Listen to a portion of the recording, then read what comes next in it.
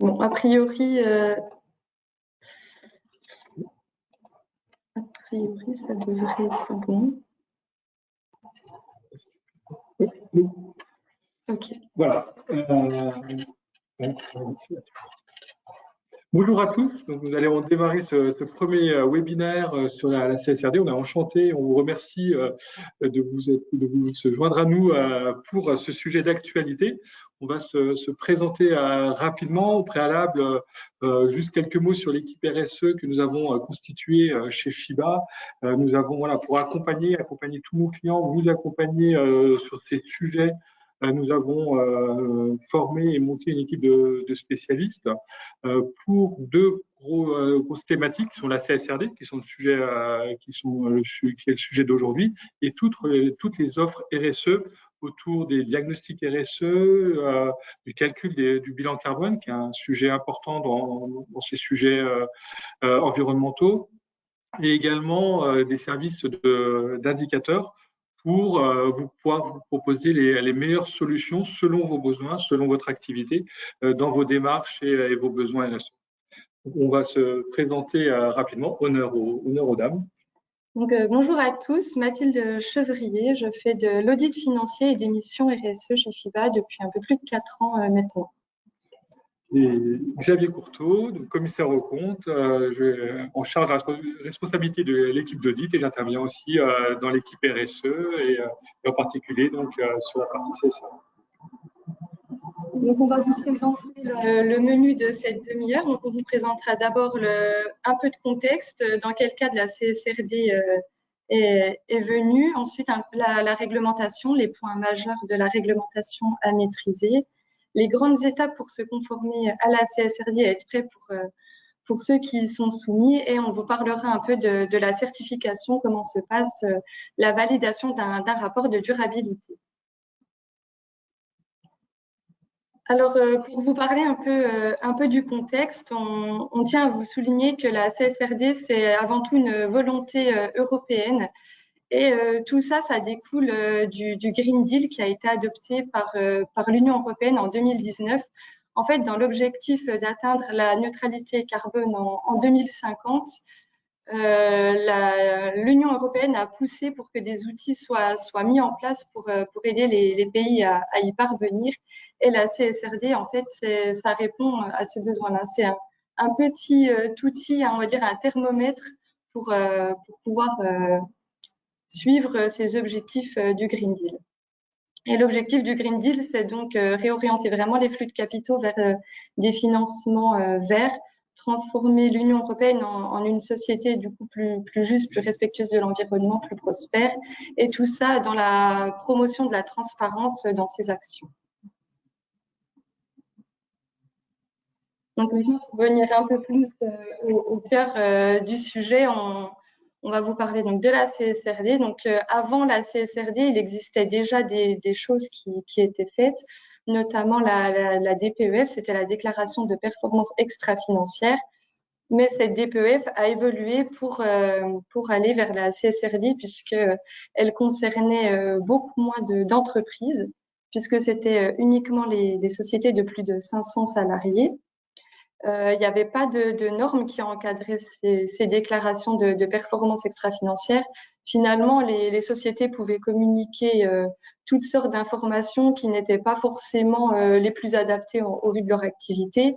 Donc, il y avait énormément d'hétérogénéité dans les rapports qui étaient publiés, les informations pas forcément comparables du coup, et ce qui posait quand même plusieurs questions sur son utilité. Du coup, la CSRD vient recadrer un peu tous ces points-là en instaurant des normes. On a vraiment un reporting qui est standardisé, donc on va encadrer la nature des publications. De ce fait, il y aura une meilleure transparence de la part des sociétés. Ça permettra de comparer les données et on gagnera très largement en qualité et en pertinence. D'autant plus que le champ d'application est élargi puisque maintenant, ça concerne les sociétés de plus de 250 salariés. Et donc, c'est vrai que le plus important de la CSRD, c'est vraiment un outil de reporting. On n'est pas là c'est pas pour juger si les démarches des entreprises sont bien ou pas bien. C'est un outil vraiment de reporting et de transparence. C'est ça. Donc, pour vous parler un peu de sa mise en application, donc elle est progressive. En 2025, le 1er janvier 2025, il y a déjà les grandes entreprises qui sont soumises. En fait, c'est anciennement celles qui étaient soumises à la DPEF, donc celles de plus de 500 salariés. Et ensuite, je pense que ça vous concernera peut-être un peu plus, c'est le 1er janvier 2026, on a une application sur les données de l'exercice 2025. Et tout ça pour les entreprises de plus de 250 salariés, avec un total bilan supérieur à 25 millions et un chiffre d'affaires supérieur à 50 millions. Donc, comme pour les seuils de nomination d'un CAC, hein, il faut dépasser 2 des 3 seuils sur 2 exercices successifs pour pouvoir être soumis ou pas à cette obligation. Et en fait, par mesure de simplification, la CSRD concerne en fait les entreprises qui établissent déjà une consolidation. Donc, quand on prend des seuils au niveau du groupe, au niveau d'un ensemble, c'est toujours 250 salariés. Par contre, le chiffre d'affaires, c'est plus de 60 millions, donc au niveau de l'ensemble du groupe, et 30 millions pour le total bilan. Et en 2027, il y a encore une vague d'entreprises qui sera concernée. Donc, ce sera toutes les PME cotées sur un marché réglementé de l'Union européenne. Et ce sera sur les données toujours donc de l'exercice précédent, donc 2026. Voilà pour les seuils. Petite précision, je pense que vous avez peut-être entendu parler ou lu dans la presse les débats actuels sur le moratoire éventuel pour un décalage ou un rehaussement des seuils de l'application de la CSRD. Donc, c'est Michel Barnier qui en a parlé, donc il y serait plutôt en faveur. Toutefois, petit point d'intention, c'est une directive européenne, donc on ne peut pas prendre de décision unilatérale en France. Ça doit être validé à l'échelle européenne. Et pour le moment, on n'a pas d'informations supplémentaires sur la décision qui sera prise, mais en tout cas, il y a des discussions actuelles. Donc, la CSRD repose sur un cadre normatif, elle est encadrée par des normes. Il y a plusieurs types de normes. Donc, il y a des normes qu'on dit transverses, c'est-à-dire qu'elles concernent des informations générales, globales. Donc, toutes les entreprises devront y répondre. C'est principalement la description de son modèle d'affaires. Et ensuite, on en parlera juste après, ce sera soumis à l'analyse de la double matérialité. On va pouvoir apporter des précisions sur des normes des différents piliers qu'on appelle ESG, environnement, social et gouvernance, qui aborderont différents sujets selon l'importance au vu de l'activité de son entreprise. Donc là, c'est assez vaste pour l'environnement. Donc, ce sera essentiellement le changement climatique. Donc là, quasiment toutes les sociétés seront concernées. Donc, c'est principalement l'atténuation, comment on s'adapte au changement climatique. On parlera aussi des énergies utilisées dans le cadre de son activité. La pollution, là, ce sera un peu plus spécifique. Ce sera la pollution au niveau des airs, du sol. Enfin, voilà, c'est un peu plus spécifique. La norme sur l'eau et les ressources marines, ça va être quels sont les déchets qu'on rejette dans l'eau, quelles ressources marines on utilise dans le cadre de son activité. Donc là, on voit que c'est déjà un peu plus spécifique, c'est pas forcément aussi facilement applicable dans tous les secteurs d'activité. Et l'utilisation des ressources, l'économie circulaire, donc ça, c'est des sujets assez fréquents aussi. Sur les lié à l'effectif, donc son effectif propre au sein de son entité, mais aussi l'effectif sur la chaîne de valeur. Ça peut concerner aussi les intérimaires, par exemple, si on y a recours. Et ce sera principalement des conditions de travail, l'égalité des chances, tous ces thèmes-là qui seront abordés dans ces thématiques. On a aussi la partie sur les consommateurs et utilisateurs finaux, la sécurité des produits, par exemple, et la gouvernance avec la conduite des affaires. Donc là, ce sera principalement comment la gouvernance, comment elle est composée, comment elle s'articule, comment elle s'assure de la conduite du changement et comment elle met en place les process de reporting. Pour résumer, ça va être ça les principaux sujets. Et on reprécise bien, c'est ce que Xavier vous disait tout à l'heure, que la CSRD et les ESRS, c'est une obligation de transparence et pas une exigence de comportement. Donc, si on n'est pas, si on a encore, si on n'a pas mis d'action en place, si on n'est pas encore très mature sur le sujet, c'est pas grave, tout simplement, il faut le dire, mais il n'y a pas encore une exigence de comportement de faire. Donc, le contenu sera standardisé. Il couvrira principalement 4 domaines dans chacune des thématiques.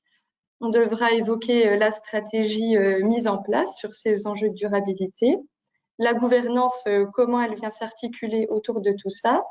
Ensuite, comment on gère les impacts, les risques et les opportunités par rapport aux problématiques identifiées.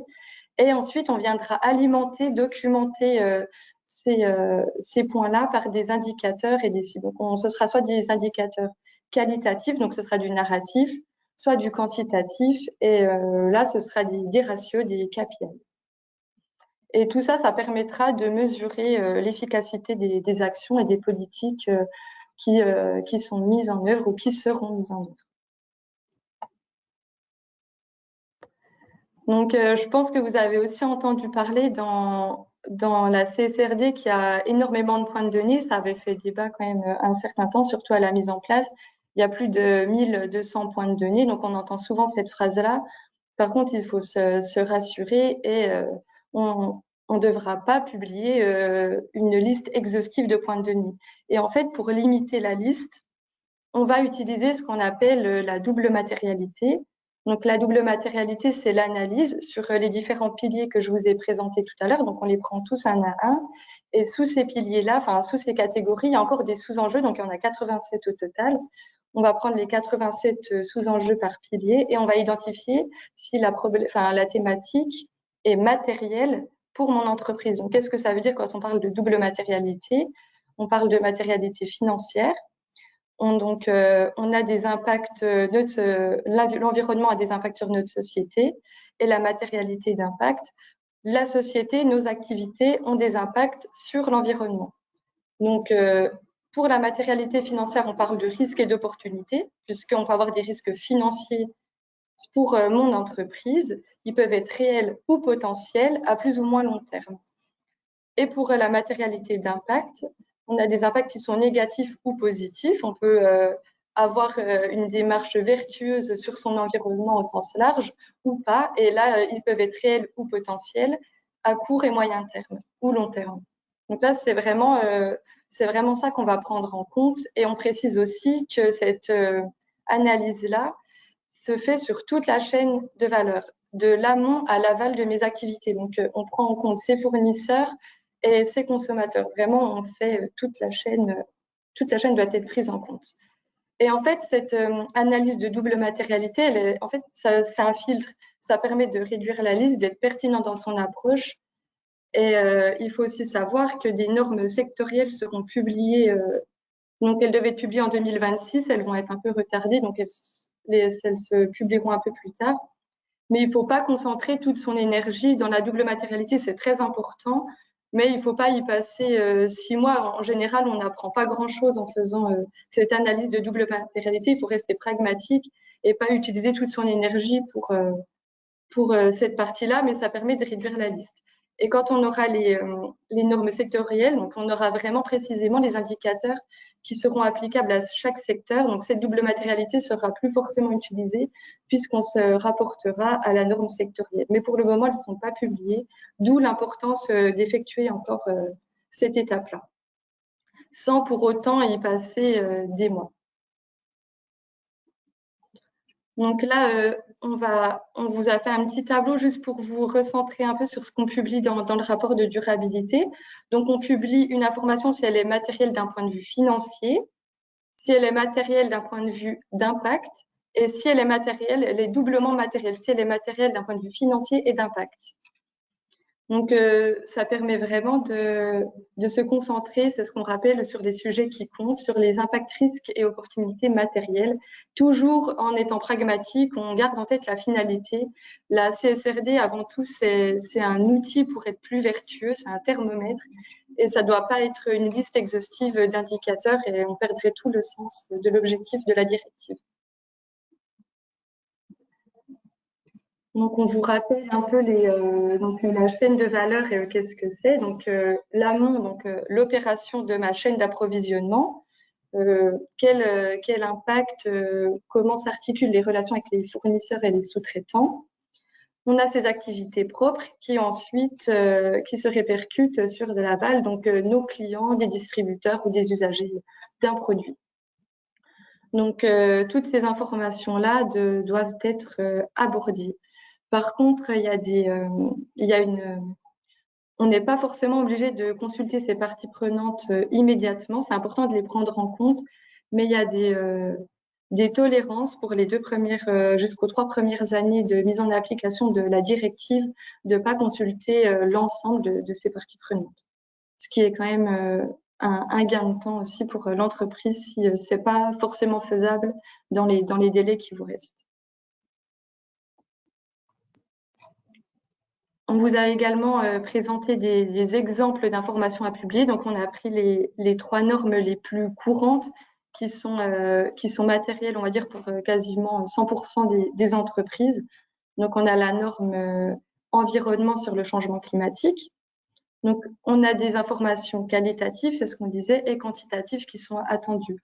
Par exemple, un exemple d'information qualitative, ça peut être un plan de transition environnementale à publier, quelles politiques vont être mises en place pour atténuer et s'adapter aux changements climatiques qui se font, les actions et les ressources allouées, ainsi que les objectifs de notre plan d'action. Et en information quantitative, ça peut être les émissions de gaz à effet de serre, des montants monétaires aussi liés aux risques financiers, notre consommation énergétique. Et en fait, tout ça, le plus facile pour répondre à cette norme, c'est d'avoir réalisé un bilan carbone au niveau de son groupe. Donc, c'est vraiment, je dirais, un outil indispensable pour répondre à cette norme. Pour la norme sur les effectifs, donc là, pareil, on va identifier les politiques mises en place au sein du groupe, les conditions de travail. Ça, c'est des éléments très importants et on va pouvoir alimenter tout ça avec des informations quantitatives. Par exemple, le taux de turnover, le nombre d'accidents du travail, le nombre d'heures de formation, l'écart de rémunération de femmes. Voilà, tout ça. Au final, la norme sociale, on se rend compte que la plupart des indicateurs, les entreprises les connaissent ou les calculent déjà. Donc, le travail sur le point de vue social, c'est de faire un état des lieux, mais au point de vue collecte des données, ce sera peut-être un peu plus simple que la partie changement climatique. Et pour la norme conduite des affaires, donc là, il n'y en a qu'une dans cette thématique-là, on va expliciter sa culture d'entreprise. C'est comment la société gère la transparence liée à la lutte d'anticorruption, quels sont ses engagements politiques si elle en a. Donc là, il faudrait être transparent sur ce sujet-là. Il y a un sujet de lobbying. Oui. Il y aura des sujets de lobbying, comment on gère ses relations avec ses fournisseurs, notamment. Et pour s'assurer qu'il n'y ait pas de corruption, de pots de vin versés. Donc ça, c'est des sujets qui seront abordés dans cette thématique. Et puis, du coup, les indicateurs quantitatifs, ça va être s'il y a eu notamment des incidents qui ont été confirmés, s'il y a eu des condamnations de la société, par exemple. J'espère qu'il n'y en aura pas trop. Voilà. En tout cas, oui. Donc, au niveau du contenu de la publication du rapport, donc c'est un rapport qui sera beaucoup plus étoffé si vous étiez déjà soumis à la DPEF que le précédent du fait des normes qui sont quand même relativement denses. Le rapport de durabilité doit être publié dans une section distincte du rapport de gestion sous format électronique et publié sur le site internet de l'entreprise. Il y aura des tags ou des balises qui seront définis par thème. Ils n'ont pas encore été publiés, donc pour les premiers rapports, il n'y aura peut-être pas encore de balises ou de tags définis par la réglementation, mais ça va venir. Et en fait, ça permettra de pouvoir faire des recherches par thématique, par secteur d'activité et d'avoir des informations sur les politiques de durabilité d'une société. C'est un peu le Yuka des entreprises du futur. Et ce rapport de durabilité sera vérifié par un auditeur légal. Donc cet auditeur, c'est soit un commissaire aux comptes habilité, soit un organisme tiers indépendant. Et ça, c'est l'entité contrôlée qui choisit soit un CAC, ça peut être son CAC actuel ou un autre, ou un OTI. Au niveau des sanctions, tu veux faire la partie sanctions? Oui, ouais. Oui, au niveau des sanctions, en l'absence de publication de ce rapport, donc les sanctions décidées, donc c'est passible jusqu'à 3 700 € d'amende, voire des injonctions judiciaires par un tiers. On sait que sur ce sujet des rapports de durabilité, il y a des ONG qui sont quand même au premier plan et très acteurs dans le domaine. Donc, c'est peut-être des choses qui pourraient arriver si les sociétés ne publiaient pas. L'absence de la nomination d'un auditeur pour certifier ce rapport est passible d'une amende de 30 000 € jusqu'à 2 ans d'emprisonnement et une entrave à l'audit jusqu'à 75 000 € et 5 ans d'emprisonnement. C'est surtout des risques, ça c'est vraiment les sanctions telles qu'elles sont, on a surtout des risques de business, d'image, donc de réputation pour l'entreprise, dégradation des notations extra-financières, hein, type les Covadis ou perte de label. On a aussi le sujet de financement bancaire en l'absence de ce type de publication de données, ou voire même l'exclusion lors d'appels d'offres, l'exclusion des marchés publics pour non-respect de cette réglementation. Donc, plutôt un impact business qui sera sûrement plus important que les sanctions qui sont quand même identifiées à ce stade. C'est ça. Et puis, on a déjà discuté avec plusieurs banques, établissements financiers. Donc, pour eux, ils pourront être amenés à diminuer la cotation des entreprises si elles ne publient pas ce rapport de durabilité. Donc, c'est surtout un risque, comme disait Xavier, business et de réputation. Donc maintenant, on vous présente les grandes étapes pour se conformer à la CSRD pour être prêt en 2026. Bon, normalement, vous auriez dû déjà commencer, mais si vous n'avez pas commencé, c'est pas grave. Il y a plusieurs étapes qu'on peut vous conseiller, enfin qu'on vous conseille fortement. C'est d'abord de se former d'un point de vue général, savoir de quoi il s'agit. Donc là, vous avez déjà fait le premier pas, bravo. De sensibiliser la gouvernance, c'est très important que la gouvernance soit sensibilisée, puisque sans ça, les projets sont quand même beaucoup plus compliqués.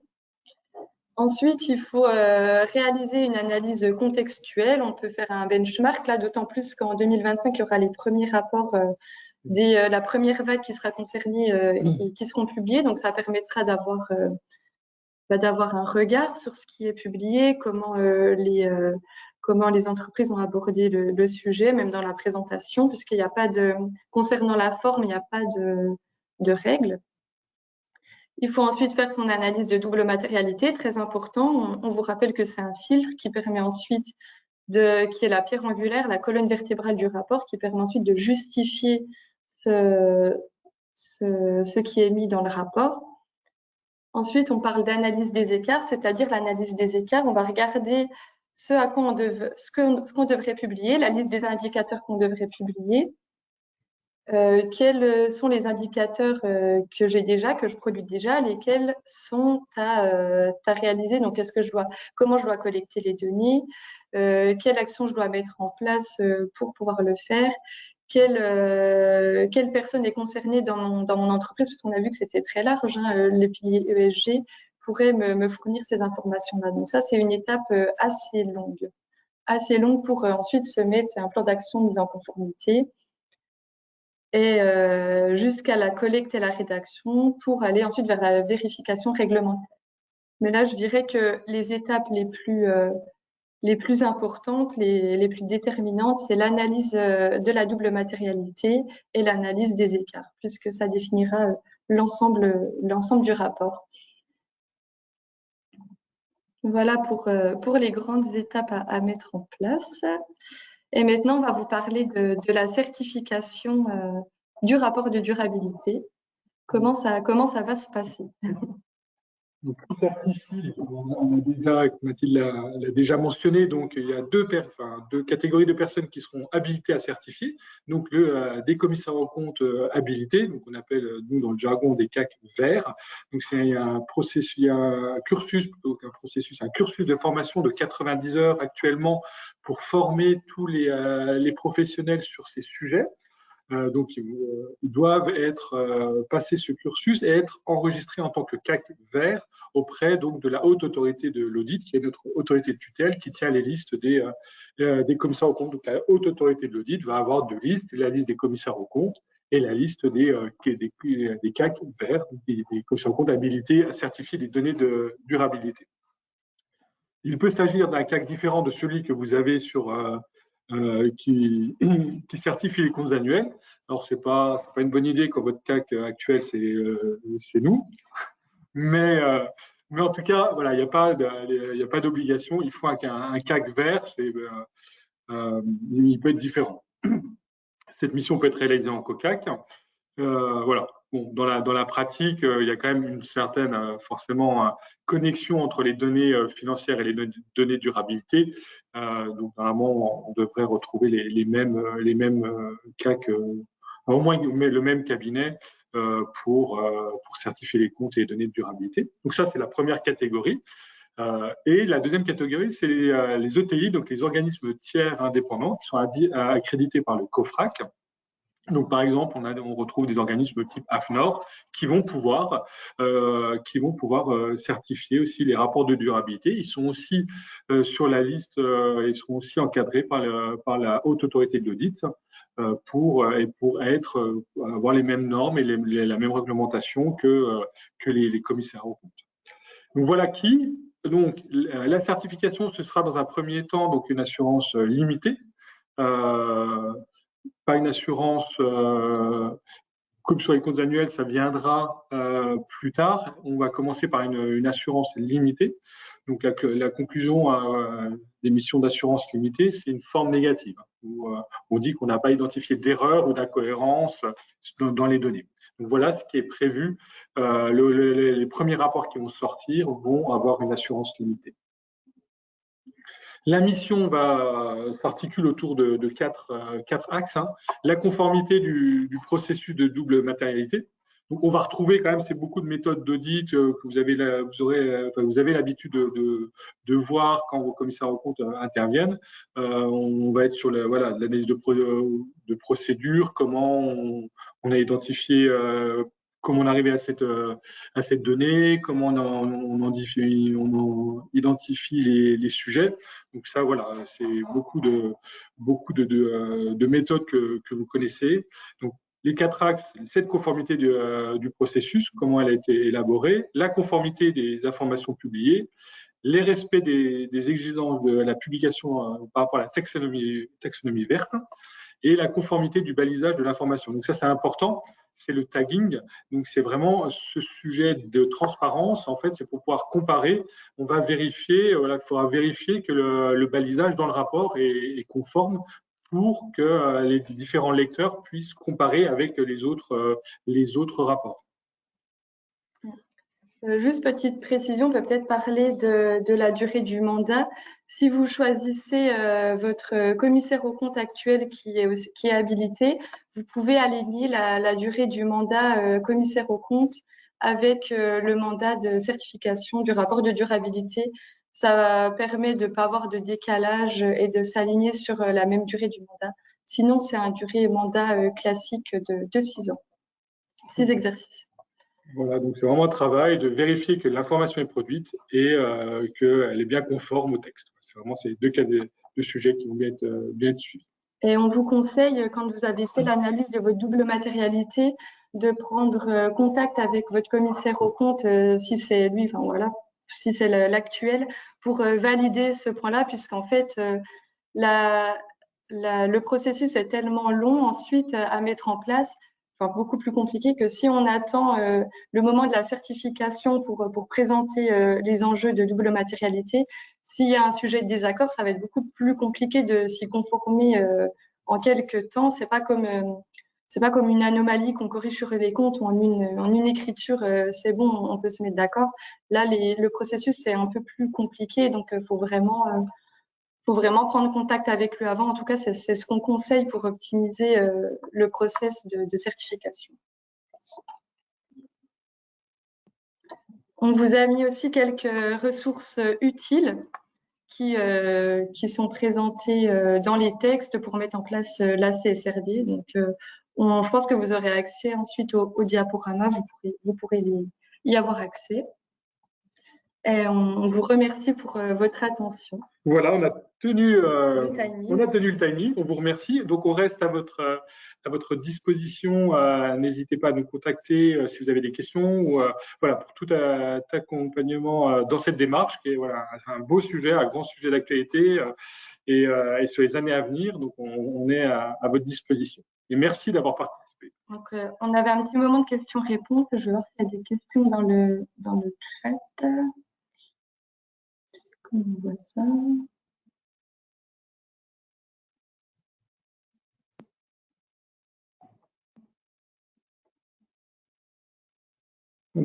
C'est bon. Oui, ok. S'il y a des questions, n'hésitez pas à nous les faire parvenir. On va vous mettre nos adresses mail juste après. Voilà, merci à tous. Bon après-midi. Au revoir. Au revoir.